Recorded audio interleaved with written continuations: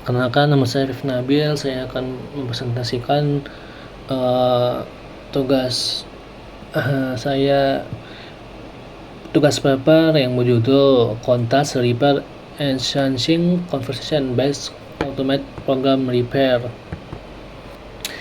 via Contrast Test Case Pairs. Itu memperkenalkan peningkatan baru dalam perbaikan program otomatis APRI dengan menggunakan LLM, khususnya untuk meningkatkan peningkatan APRI berbasis percakapan.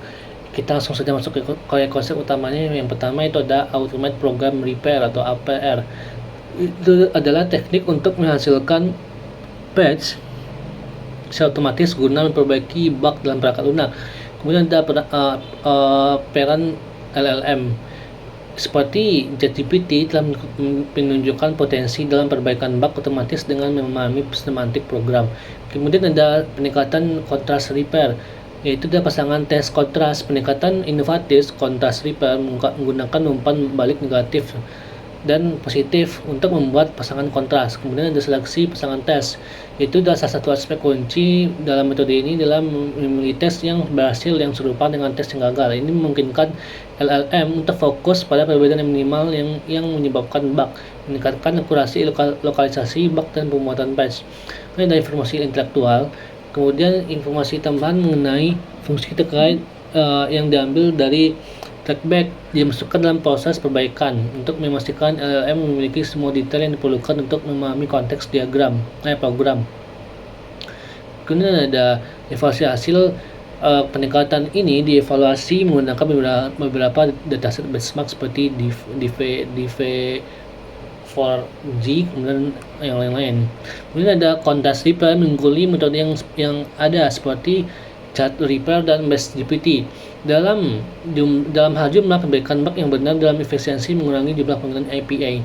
Kemudian metode ini menunjukkan kinerja perbaikan yang lebih baik pada skenario dengan data terbatas dan atau yang belum pernah dilihat sebelumnya. Kemudian ada keunggulan dari contrast repair.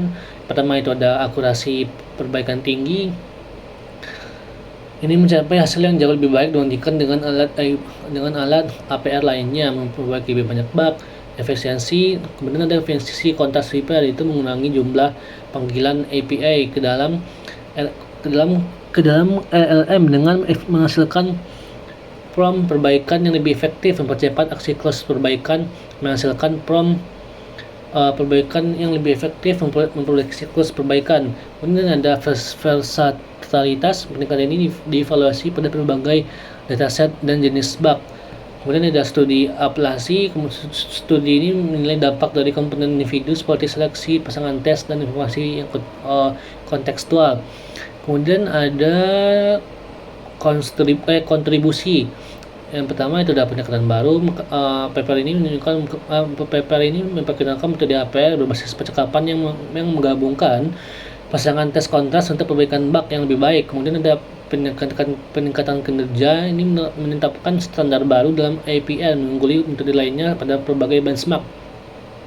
Kemudian ada efisiensi yang lebih baik, yaitu metode ini memberikan pengurangan signifikan dalam jumlah panggilan API ke dalam LLM, meningkatkan penggunaan praktis. Kita lanjut ke paper kedua ya. Paper kedua dengan judul Retrieval Augmented Generation for Code Summation via Hybrid GNN.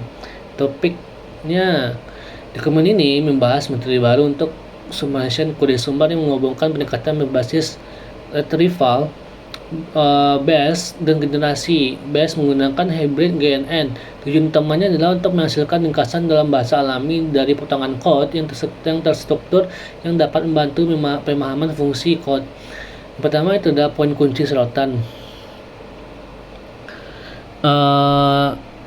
Pertama itu ada tantangan dalam summarize mode. Itulah kode sumber dari ringkasan dalam bahasa alami memiliki perbedaan yang signifikan, baik dalam struktur maupun kosakata. Kedua itu kode seringkali kompleks, membuatnya sulit untuk dipahami dan diringkas secara otomatis. Kedua itu ada metode yang diajukan. Contohnya yang pertama ada retrieval augmented mechanics, menggabungkan keuntungan dari metode berbasis pengambilan yang menggunakan contoh serupa dan metode berbasis generasi yang lebih baik dalam generalisasi. Kemudian ada hybrid GNN menggunakan graph property code Code Property Graph CPG untuk menangkap informasi struktural lokal dan global dari code. Ada benchmark baru. Penelitian ini memperkenalkan dataset baru yang berisi lebih dari 95.000 fungsi yang diambil dari proyek sumber terbuka besar yang digunakan untuk menguji metode yang diusulkan. Kemudian dari kinerja, yaitu dalam metode yang diusulkan menunjukkan kinerja yang lebih baik dibandingkan dengan metode sebelumnya dengan peningkatan signifikan dalam metrik evaluasi seperti Blue, Rogel, dan Meteor. Kemudian ada komponen utama dari framework, itu adalah konstruksi graf statis dan dinamis, memungkinkan pemodelan interaksi global di antara node dalam code. Kemudian ada hybrid message spacing, itulah menggabungkan informasi dari graf statis dan dinamis untuk meningkatkan representasi node. Hasil eksperimen, yaitu dalam metode ini tidak hanya berhasil dalam pengujian dalam domain, tetapi juga menunjukkan kemampuan generalisasi yang baik pada data di luar domain.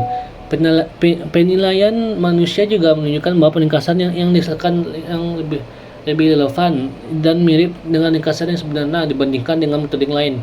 Kemudian arah penelitian selanjutnya itu adalah rencana untuk memperkenalkan lebih banyak informasi. Yang kedua itu ada eksplorasi teknik augmentasi berbasis code lebih lanjut untuk meningkatkan kinerja.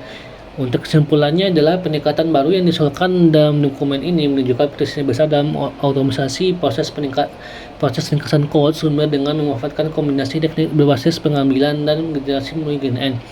Framework ini tidak hanya mencapai kinerja yang lebih baik, tetapi juga memberikan kontribusi terhadap dataset yang berguna bagi penelitian di bidang ini. Dokumen ini memberikan wawasan yang berharga tentang bagaimana pendekatan inovatif dapat meningkatkan ketentangan dalam pemahaman code dan meningkatkan efisiensi pengembangan perangkat lunak. Mungkin sekian dari saya. Selanjutnya mohon dimaafkan. Wabillahi taufiq wal hidayah. Wassalamualaikum warahmatullahi wabarakatuh.